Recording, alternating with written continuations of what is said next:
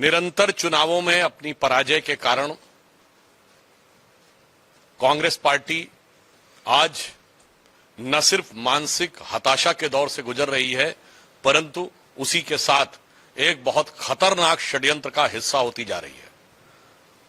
राहुल गांधी का आज का जो बयान या जिस प्रकार के समाचार पत्रों में आया है कि उन्होंने ये कहा है कि 1 साल के अंदर अराजकता के द्वारा यह सत्ता परिवर्तन होगा, इससे एक बात बहुत स्पष्ट हो गई है कि प्रधानमंत्री श्री नरेंद्र मोदी जी ने कांग्रेस पार्टी के लिए जो कहा था कि अब ये कांग्रेस पार्टी नहीं रह गई है, बल्कि मुस्लिम लीगी माओवादी कांग्रेस में तब्दील हो गई है।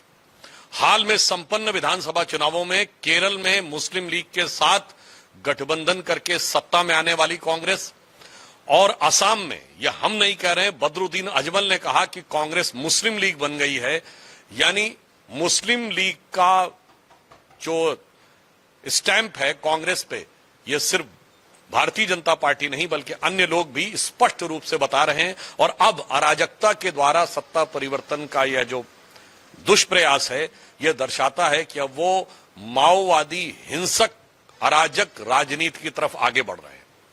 इसलिए हम ये कह सकते हैं कि इस बयान के द्वारा जो प्रधानमंत्री जी ने कहा था कि कांग्रेस मुस्लिम लीगी माओवादी कांग्रेस हो गई है, वो अब पूरी तरीके से साफ हो गया है। मात्र कुछ दिन पहले प्रधानमंत्री और गृह मंत्री जी के लिए गद्दार शब्द का प्रयोग करने वाले राहुल गांधी जी, उनके खुद के मुंह से जो चीजें निकली हैं, अब देश के हर खुददार नागरिक को समझ में आ रहा है कि असली गद्दार कौन है।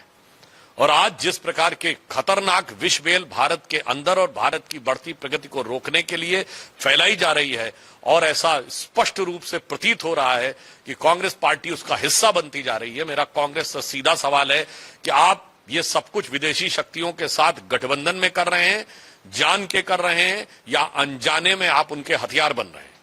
इसलिए मैं देश की जनता से कहना चाहूंगा कि कहनी है एक बात मुझे इस देश के पहरेदारों से, संभल के रहना अपने घर में छिपे हुए गद्दारों से। तृणमूल कांग्रेस के नेता ने कहा है कि बीजेपी ने चुनाव आयोग के साथ मिलकर चुनाव जीतने की कोशिश की है। स्ट्रांग रूम में चुनाव आयोग और सीईओ के साथ बैठ के मीटिंग की गई है। मुझे लगता है कि इस प्रकार के निरर्थक अनर्गल बातें कहना अब जनता को रास नहीं आता है। मैं उन्हें बताना चाहता हूं, 2011 के चुनाव में, विधानसभा चुनाव बंगाल, हम एक अप्रासंगिक दल थे। 2016 3 सीटें 10% वोट, 2021 मुख्य विपक्षी दल 77 सीटें 38% वोट, और 2026 46% के आसपास वोट और 200 सीटें।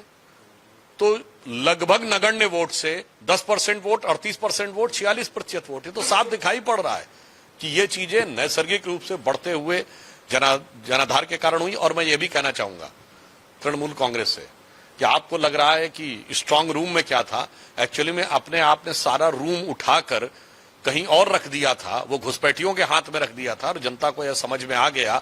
इसलिए आज तृणमूल कांग्रेस अपनी नीतियों के कारण, भारतीय जनता पार्टी के कार्यकर्ताओं की मेहनत के कारण, प्रधानमंत्री जी की लोकप्रियता के कारण, और इस कारण से बंगाल की जनता में आए नए जागरण के कारण यह अभूतपूर्व परिवर्तन हुआ है। यदि इस ऐतिहासिक परिवर्तन को तृणमूल नहीं समझना चाहती तो वो स्वयं इतिहास का पात्र हो जाएगी।